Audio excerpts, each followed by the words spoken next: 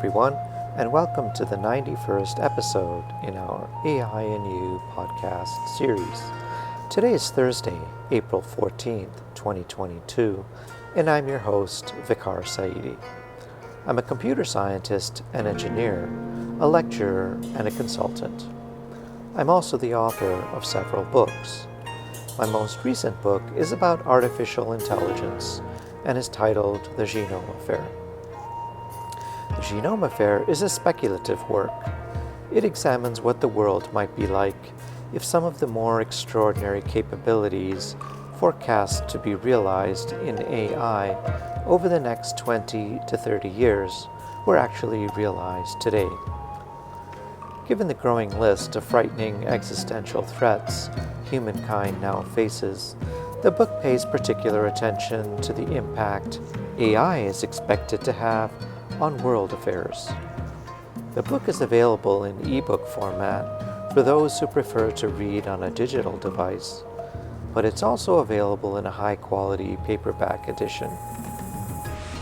The Genome Affair is available on Amazon, so I hope you'll take the time to read it and to leave a review. Amazon book reviews are very helpful for writers. I'm very interested in how science and technology influence world affairs and the big questions facing humankind, studying at the confluence of the great disciplines of human history, political science and thought, international affairs, science and technology, offers a deep understanding and pedagogically important lessons of how advances in human endeavor have influenced and impacted civilization. I'm available to give talks on artificial intelligence and its related technologies, and on the impact AI is expected to have or is already having on our world. If you'd like to get in touch with me to arrange a web-based event or consulting meeting with your company or organization, you can find my contact info in the podcast notes below. Please make sure to subscribe to my channel, like this video, and share it with others if you find the content valuable. Thank you. And now, on to today's podcast. In our last podcast, episode 90, I spoke about neocolonialism enabled by AI as a growing threat. How will it work, and how can we prevent such a dystopian reality? In today's podcast, episode 90, I'll speak about the Truman Doctrine and the merits of preserving today's world order led by America and the West. Let's get started. This past weekend, Pakistan's Prime Minister Imran Khan lost a no-confidence vote in the nation's Legislative Assembly, and as a result, he was summarily dismissed from office. No Pakistani Prime Minister has ever completed their third term in office, but Khan was the first official to have been forced from his post in this unfortunate manner. In the days and weeks preceding the vote, Khan and his supporters accused the United States of conspiring with Pakistan's opposition parties to engineer his ouster. Khan had been following an agenda that was widely viewed as being against the interests of the world order established and upheld by the United States, the European Union, and a few democracies in Asia, namely Australia, Japan, New Zealand, and South Korea. And this reality underpinned his claim of America's hand in his ouster. Although no evidence has been presented to substantiate Khan's claim of subterfuge by America or other Western powers, if it did happen, we must implicitly accept it. Unfortunately, the time when all nations of the world can have complete agency, autonomy, and sovereignty to conduct their affairs as they see fit has now passed. We live in a unipolar world order with the United States at the helm, and all of humankind has been and continues to be a substantial beneficiary of this order. As such, we must do everything we can to preserve it and uphold it. For some who are now reading or listening to this thesis, it may be quite a shocking moment. Nevertheless, a convincing rational argument can be made to support the merits of this contrarian and non-obvious perspective. So let's try and do just that and see where it takes us. Then we can finish with a discussion on how we can work together to ensure that such a unipolar world order is strengthened to protect against the insidious designs of nefarious actors who might seek to commandeer its reins and abuse its unprecedented power. Given the extraordinary capabilities of technologies such as artificial intelligence, now resident at the helm of a unipolar world order, and the very unfortunate abuses we have witnessed in the past 2 decades, this is becoming increasingly critical. In the wake of the collapse of the Soviet Union in 1991, the world was left with only one functioning ideology of governance, the liberal democracy. This unipolar world order was paired with an economic system underpinned by free markets. The bipolar world order, or what is more commonly recognized as the West's Cold War with the Soviet Union, that precedes today's order, had officially been in place from March of 1947, when American President Harry Truman appeared before a joint session of the United States Congress and delivered an address which has come to be known as the Truman Doctrine. In this doctrine, Truman stated that the United States would provide economic, military, and political support to all democratic nations that were under threat from authoritarian actors, both domestic and international. As such, the Truman Doctrine signaled a tectonic shift in U.S. foreign policy. America's historical approach had always been to withdraw from conflicts which did not directly involve it, and this was now being replaced by the possibility of intervening in conflicts underway at great distance from its shores. This formal declaration of Cold War, or bipolar world order, had remained in place from 1947 until 1991, when the 15-member Soviet Union and the 8-member Warsaw Pact finally collapsed. At this point, it's critical to note that the U.S. was forced into its role as head of this liberal democratic order. America did not actively seek this role. During the first half of the 20th century, following its reluctant engagement in World War I and World War II, America was forced to sacrifice millions of lives and tens of trillions of dollars to establish and maintain this order. So given this unprecedented investment of human life and national wealth, we begin to understand why officials charged with upholding today's unipolar system are unwilling to allow rogue actors anywhere in the world to remain unchallenged if they actively work to undermine or unsettle it. Thus, it's quite alarming to see that this order is now actively being threatened by the collaborative efforts of China and its vassal states, particularly Russia, and this is unacceptable. These efforts must be made to fail because the historical record clearly confirms that any alternative world order would be collectively far worse for humankind. Bipolar worlds like the Cold War, or multipolar world orders similar to what humankind has experienced in the 18th, 19th, or 20th, or early 20th centuries, were very bloody and violent.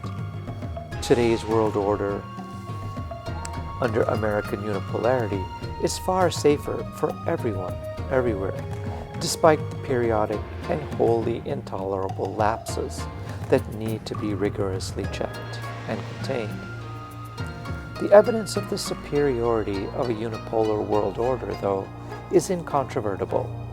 The data clearly shows that the world is far safer and better off under this system than under any other we have experienced in the past 12,000 years since the birth of civilization.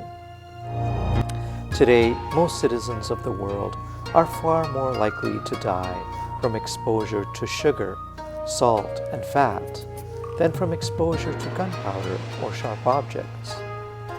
Furthermore, the regulation of Fourth Industrial Revolution technologies and the existential challenges facing humankind today, for example, climate change and subsequent ecological collapse, cannot be credibly managed if the world is subsumed by bipolar or multipolar orders.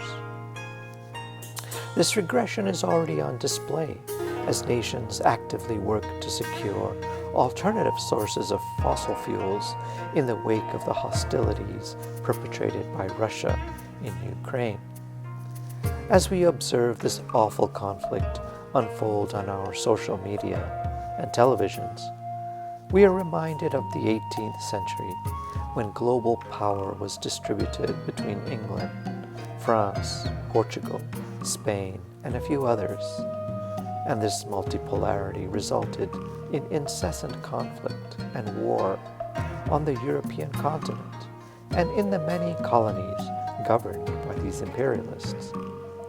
Global violence was endemic and wholly untenable if humankind was to solve the multitude of problems it was facing. Now, contrasting the violent reality of the 18th century with today's unipolar world, the European Union now spends only about 2% of GDP on military expenditures, whereas in the 18th century, when Europe was ruled by emperors and monarchs, they would typically spend as much as 70% of the revenue of the state on militarism, defending their own borders or conquering the lands of others. Now, though, all the money previously expended on militarism and conquest is spent on health, education, and social welfare, as well as on cutting-edge research in industry, medicine, science, technology, and the arts. All of humankind has and continues to benefit from these European investments and similar ones in America.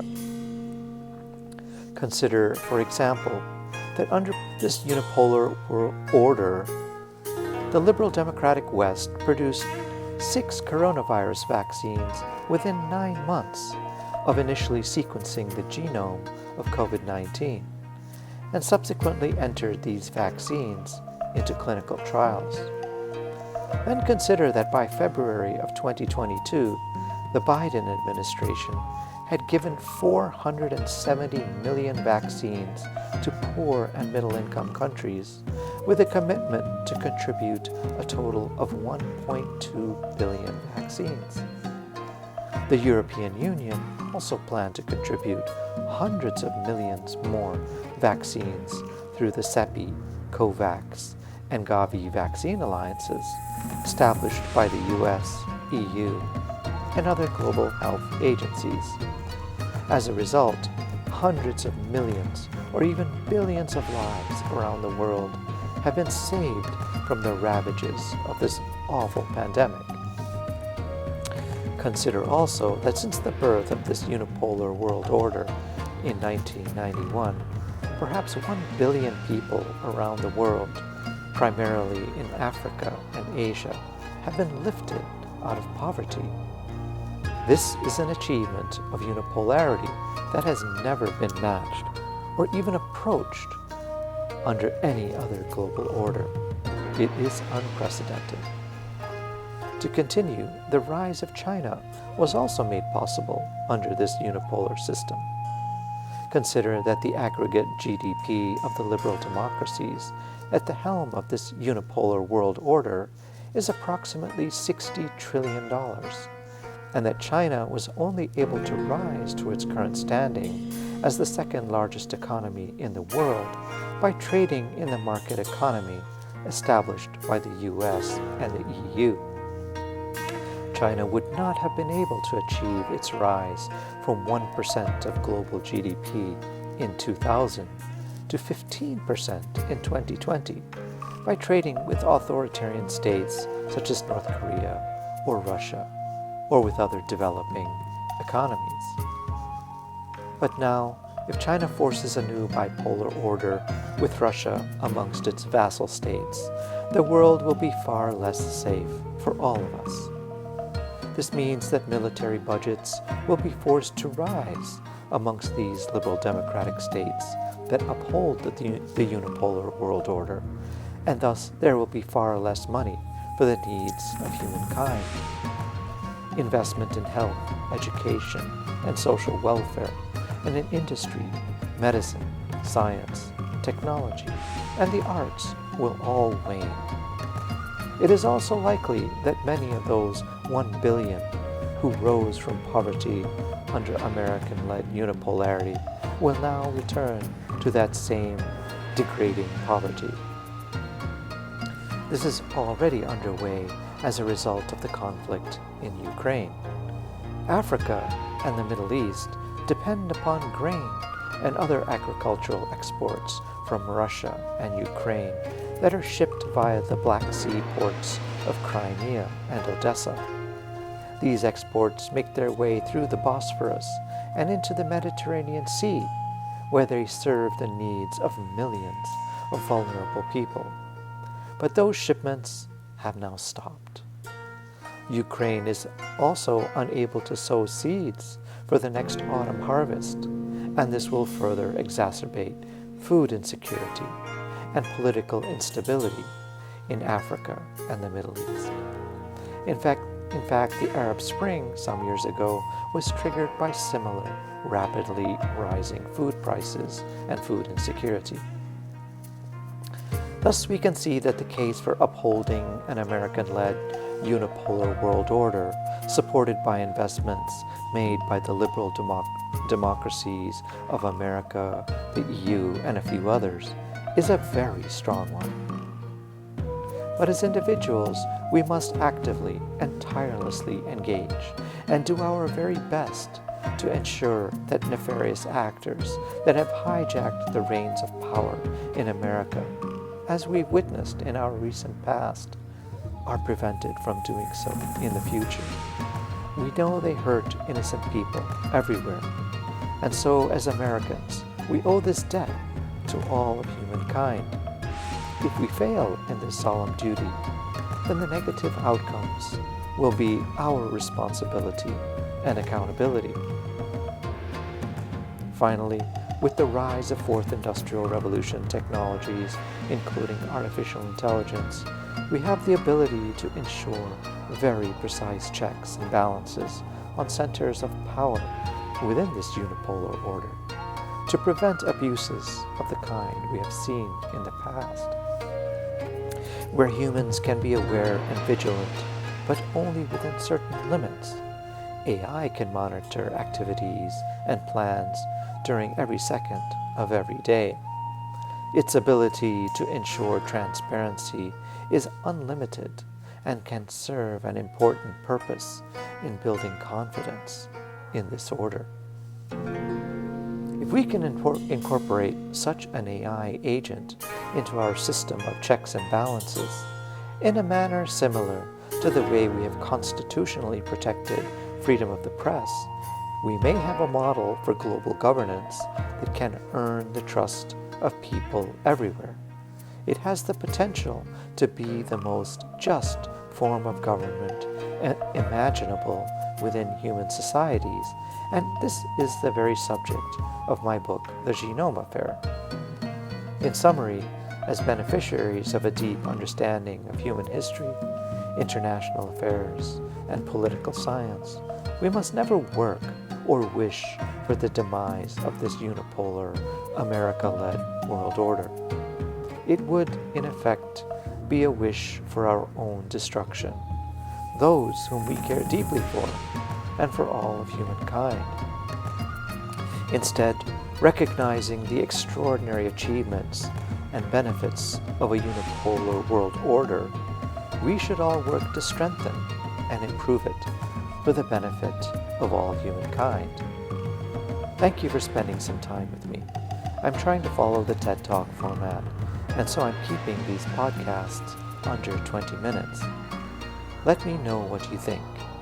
I hope you'll find these insights into artificial intelligence helpful, and I hope you'll read my new book, The Genome Affair. It's on Amazon. Until next time then, this has been the AI and You podcast with author Vicar Saidi.